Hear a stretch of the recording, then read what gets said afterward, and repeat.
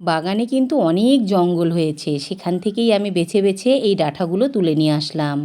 আর পটল, বেগুন, ঢ্যাঁড়স এই সবজিগুলো বাড়িতে আছে, তো বেছে বেছে আমি কয়েকটা সবজি বানিয়ে নিয়েছি সর্ষে বাটা করব বলে। পাটাতে আমি সর্ষে বাটতে বসে গেছি। আর পাটাতেই কিন্তু সর্ষে বাটাটা ভালো হয়, মিক্সচার মেশিনে খুব একটা ভালো হয় না, ছ্যাঁকড়া ছ্যাঁকড়া হয়ে থাকে।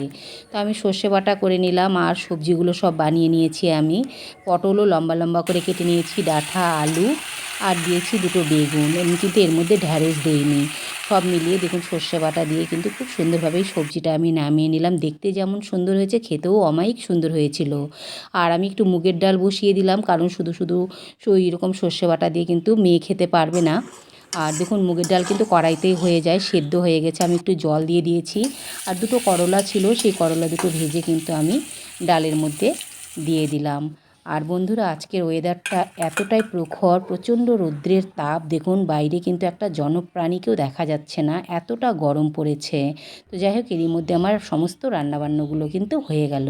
আজকের ভিডিওটা এই পর্যন্তই। হরে কৃষ্ণ।